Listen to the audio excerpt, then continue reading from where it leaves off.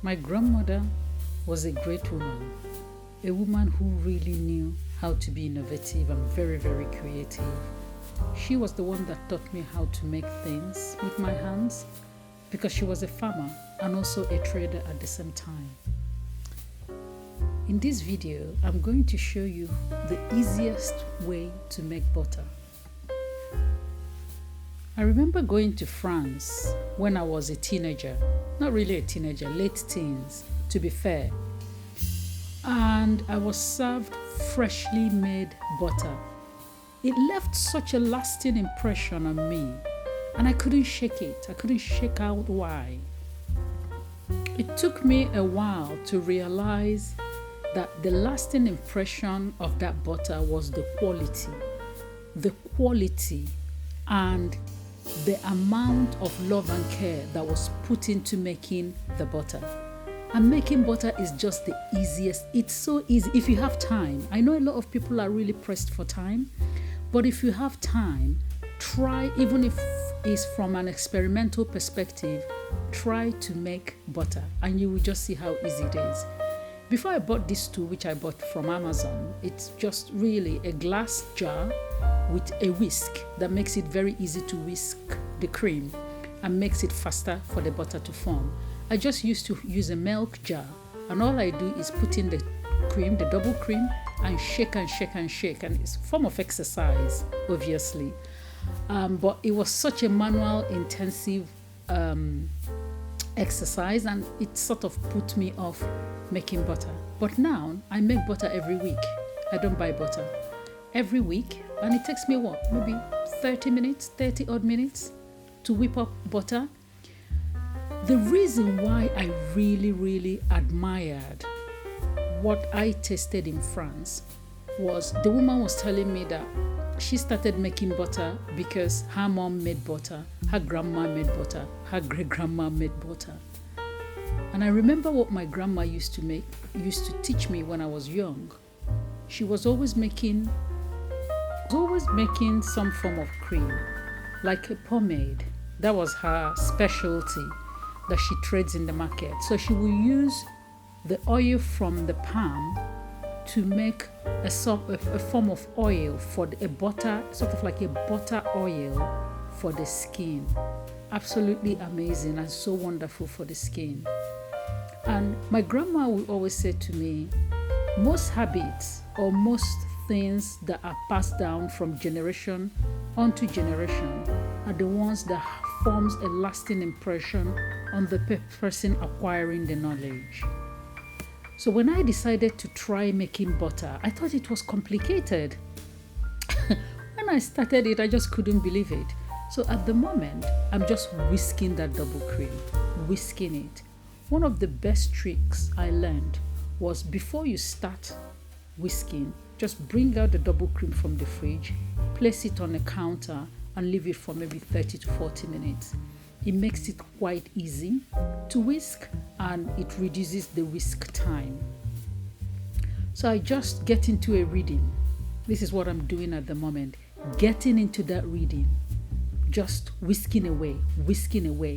I can be holding conversation as I'm whisking, or just thinking about something, or just listening to music. Sometimes I play one of my favorite music and I whisk to the tune.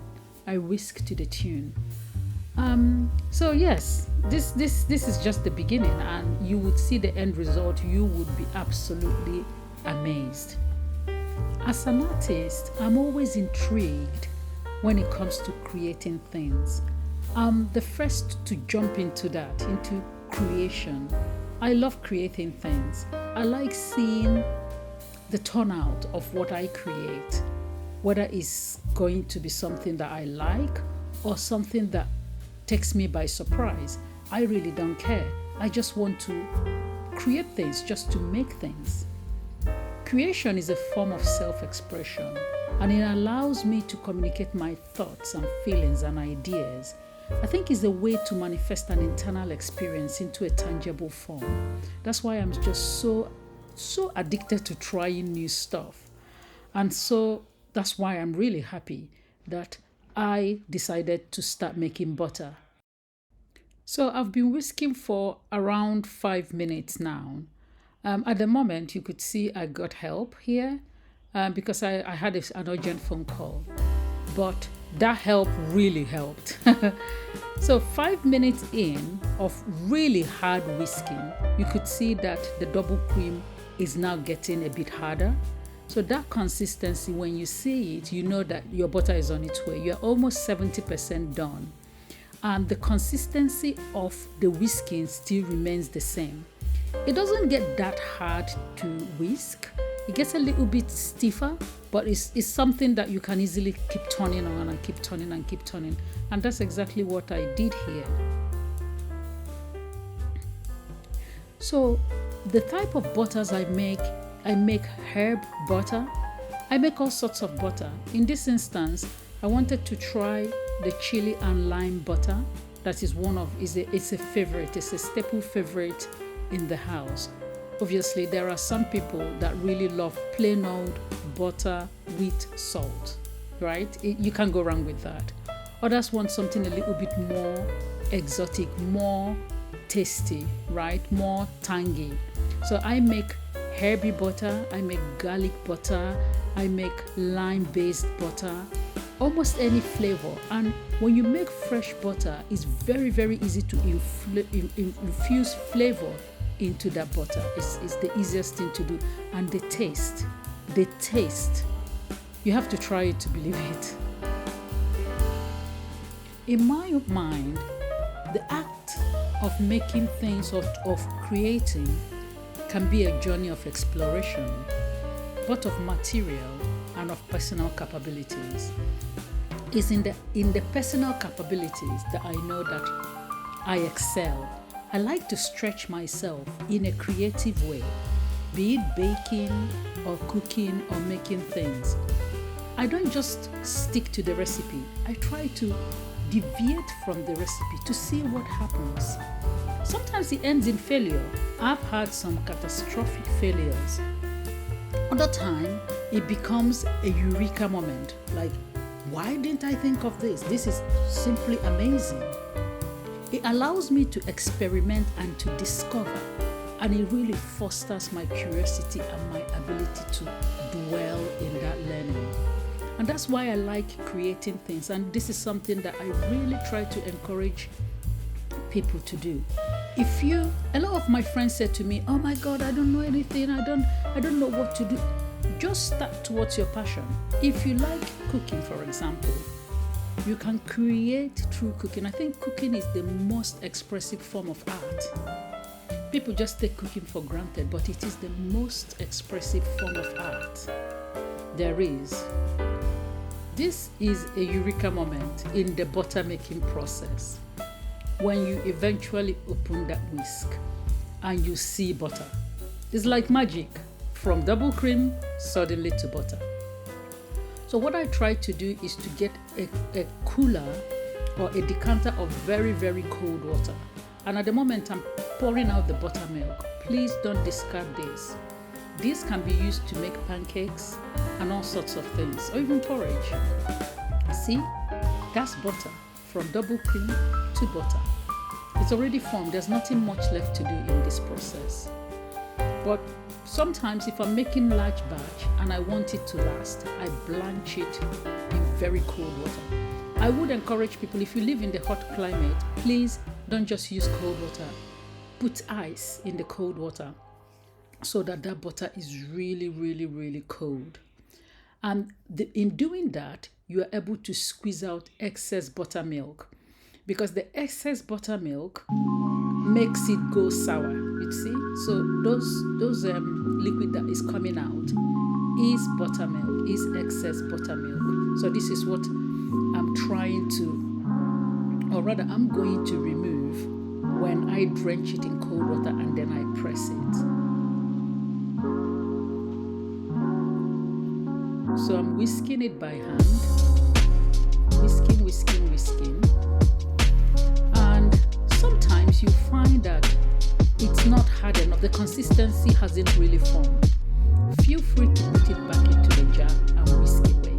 And that's exactly what I've done here. So I purposely did that step to show the viewers that there are instances where you need to bring out the butter, mix it with the remaining buttermilk oil or water, and then put it back into the whisker to whisk. And that way the liquid is very easy to pull at the bottom of the whisk. So when I pour it back into the bowl, you would discover that the butter is easily separated from the liquid. Here we go. So I'm going to pour the liquid. This is it. Creating gives me a meaning of purpose.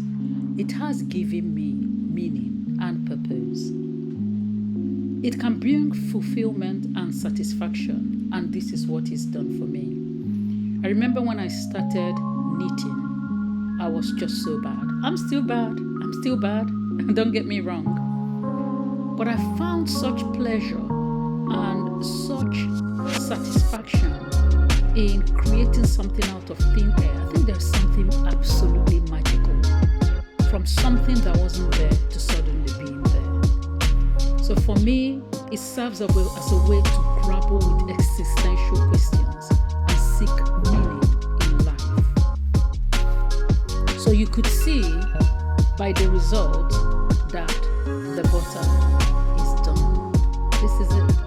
This is the official butter. There's nothing more to be done, really. So what I'm doing here is adding herbs to the butter, because like I said, I'm making herby butter, and the herbs that I used in this instance is curry and rosemary, believe it or not. And these are from my herb garden, and it is just amazing. So I'm putting a dash of lime, the back of a lime. Please make sure you use organic lime or lime that hasn't been waxed, and a little goes a long way in permeating the butter.